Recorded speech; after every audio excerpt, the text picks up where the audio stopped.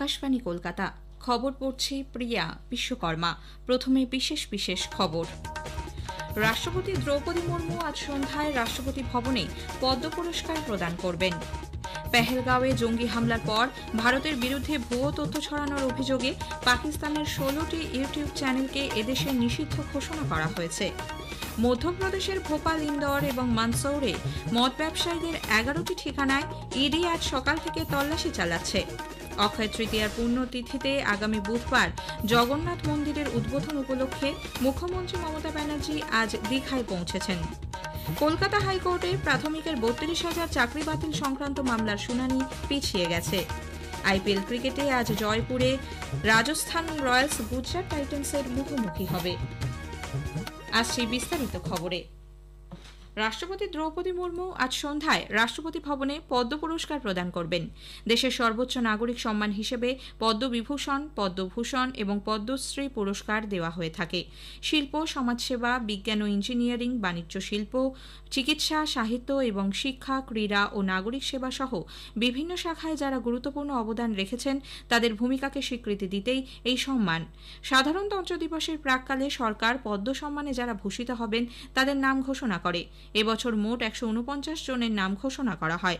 এর মধ্যে 7 জনকে পদ্মবিভূষণ, 19 জনকে পদ্মভূষণ এবং 113 জনকে পদ্মশ্রী পুরস্কার দেওয়া হবে।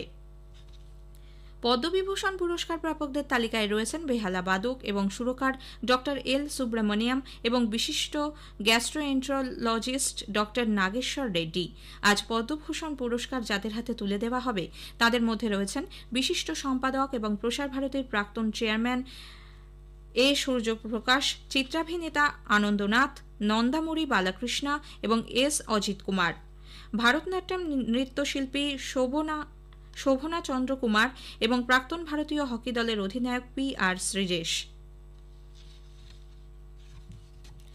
পেহেলগাঁওয়ে জঙ্গি হামলার পর ভারতের বিরুদ্ধে ভুয়ো তথ্য ছড়ানোর অভিযোগে ডন নিউজ ও সামা TV, ARY news, Jio news সহ পাকিস্তানের 16টি ইউটিউব চ্যানেলকে এদেশে নিষিদ্ধ ঘোষণা করা হয়েছে। সেনাবাহিনী ও নিরাপত্তা সংস্থাগুলির বিরুদ্ধে উস্কানিমূলক, সাম্প্রদায়িকভাবে সংবেদনশীল, মিথ্যে এবং বিভ্রান্তিকর বিষয়বস্তু প্রচারের অভিযোগেই এই চ্যানেলগুলিকে নিষিদ্ধ করেছে ভারত। এইসব চ্যানেলের সাবস্ক্রাইবারের সংখ্যা 6,30,00,000-এর বেশি। পেহেলগাঁওয়ে সন্ত্রাসবাদী হামলা নিয়ে বিবিসির প্রতিবেদনেও আপত্তি জানিয়ে ওই সংস্থার প্রধানকে নিজেদের দৃঢ় মনোভাবের কথা জানিয়ে চিঠি দিয়েছে ভারত। বিবিসির খবরের ওপর বিদেশ মন্ত্রক নজর রাখবে বলেও জানিয়েছে। পাঞ্জাবের ফিরোজপুরে পাক বাহিনীর হাতে আটক হুগলির বাসিন্দা BSF-এর কনস্টেবল পূর্ণম কুমার সাউ এখনও ছাড়া পাননি। তার মুক্তির জন্য পাক বাহিনীর সঙ্গে দফায় দফায় বৈঠক হয়েছে BSF-এর, তবে মেলেনি সমাধান সূত্র। এর মধ্যেই রিসরা থেকে ওই জওয়ানের স্ত্রী ও পরিবারের সদস্যরা ফিরোজপুরে যাচ্ছেন। পূর্ণম কুমারের নিরাপত্তা নিয়ে পরিবার চিন্তায় রয়েছে বলে জানিয়েছেন তার স্ত্রী। আমি ওইখানে ডিপার্টমেন্টালে যাচ্ছি, ওনাদের সিও স্যার সাথে কথা বলবো। যদি আমি কোনো রেসপন্স না পাই তাহলে আমি দিল্লি দরওয়াজা খটখটাবো। আপনারা শুধু এটাই বলছেন কাজ চলছে, টেনশন নিন না। আমার বর 6 দিন থেকে আমাদের ইন্ডিয়াতে নেই, একটা দুশ্মনের এরিয়াতেই আছে। আমি কি করে চিন্তা না করি, কোনো খবর পাচ্ছি না। আমি যদি এইটুকু কথা জানতে পারতাম কি উনি ঠিক আছেন, তাহলে আপনার মনে হয় আমি এই কন্ডিশনে যেতাম? ওখানে কেউ ডাকেনি, আমি নিজে মর্জি থেকেই যাচ্ছি। BSF-এর তরফে পরিবারের সঙ্গে প্রতিনিয়ত যোগাযোগ রাখা হচ্ছে। তাদের সঙ্গে কথা বলেছেন রাজ্যের বিরোধী দলনেতা শুভেন্দু অধিকারীও। উল্লেখ্য, পাঞ্জাবের ফিরোজপুর সীমান্তে টহল দেওয়ার সময় ওই BSF জওয়ান ভুল করে পাক ভূখণ্ডে ঢুকে পড়েন বলে জানা গেছে। জম্মু কাশ্মীর বিধানসভার বিশেষ অধিবেশনে আজ পেহেলগাঁওয়ে সন্ত্রাসবাদী হামলায় নিহতদের প্রতি শ্রদ্ধা জানাতে 2 মিনিট নীরবতা পালন করা হয়। নিরীহ পর্যটকদের হত্যার তীব্র নিন্দা করেন অধ্যক্ষ আব্দুল রহিম রাথার। উপমুখ্যমন্ত্রী সুরিন্দর চৌধুরী পর্যটকদের উপর বর্বরোচিত হামলার ঘটনায় গভীর শোক এবং ক্ষোভ প্রকাশ করে সরকারের পক্ষ থেকে একটি প্রস্তাব পেশ করেন। উল্লেখ্য, জম্মু কাশ্মীর মন্ত্রিসভার অনুরোধে উপরাজ্যপাল মনোজ সিনহা আজ বিধানসভায় বিশেষ অধিবেশনের আয়োজন করেছেন। মধ্যপ্রদেশের ভোপাল, ইন্দোর এবং মানসৌরে মদ ব্যবসায়ীদের 11টি ঠিকানায় ইডি আজ সকাল থেকে তল্লাশি চালাচ্ছে। 2015 থেকে 2018 সালের মধ্যে জালিয়াতি এবং ট্রেজারি চালানে কারচুপির কারণে 49 কোটি টাকারও বেশি রাজস্বের ক্ষতি সংক্রান্ত একটি FIR এর ভিত্তিতেই ইডির এই অভিযান। তদন্তে জানা গেছে এইসব মদ ব্যবসায়ীরা স্বল্প মূল্যের চালান প্রস্তুত করে বিভিন্ন সময় রাজস্বে ফাঁকি দিয়েছেন।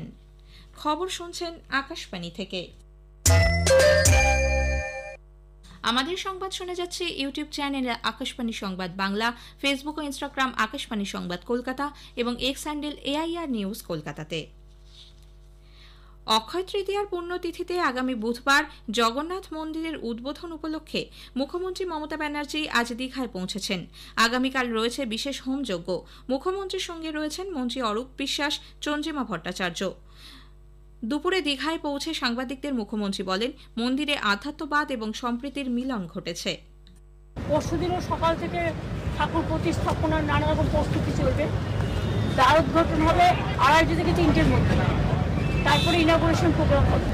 আর আমি মনে করি যে দীঘা সৈকত সরণিতে যে জগন্নাথ ধাম তৈরি হয়েছে, এটা হাজার হাজার বছর ধরে বাংলার স্থাপত্য, বাংলার যে নতুন প্রজন্মের জন্য, পুরনো প্রজন্মের জন্য বা এখনো যারা আছে সবার জন্য নতুন একটা কৃষ্টি, একটা সংস্কৃতি, একটা সংস্কৃতি। আগামী বুধবার ওই দিন জগন্নাথ দেবের প্রাণ প্রতিষ্ঠা হবে। মন্দির সহ চারপাশ আলোর মালায় সেজে উঠেছে। উদ্বোধনী অনুষ্ঠান উপলক্ষে ভিড় সামাল দিতে বাস পরিষেবা বাড়ানোর সিদ্ধান্ত নিয়েছে রাজ্য সরকার। কোনো রকম অপ্রীতিকর ঘটনা এড়াতে নিরাপত্তা ব্যবস্থা জোরদার করা হয়েছে। মুর্শিদাবাদ জেলার ভাঙা মন্দিরগুলি সংস্কার করে পুনরায় পুজো শুরু করার উদ্যোগ আগামী 30শে এপ্রিল থেকে নেওয়া হবে বলে বিজেপি জানিয়েছে। দলের রাজ্য সভাপতি কেন্দ্রীয় প্রতিমন্ত্রী ডক্টর সুকান্ত মজুমদার বলেন, সাম্প্রতিক হিংসার ঘটনায় ধ্বংস হয়ে যাওয়া এই মন্দিরগুলিতে মূর্তি প্রতিষ্ঠা করা হবে। বিরোধী দলনেতা শুভেন্দু অধিকারী জানান, প্রয়োজনীয় ধর্মীয় আচার অনুষ্ঠানের মধ্যে দিয়ে এই প্রক্রিয়া সম্পন্ন হবে। তিনি বলেন, রাজ্য সরকারের কাছ থেকে এর জন্য কোনো আর্থিক সাহায্য নেওয়া হচ্ছে না। এদিকে বিজেপি নেতা দিলীপ ঘোষ দীঘায় জগন্নাথ মন্দিরের উদ্বোধন নিয়ে মুখ্যমন্ত্রী মমতা ব্যানার্জির উদ্যোগকে স্বাগত জানিয়েছেন।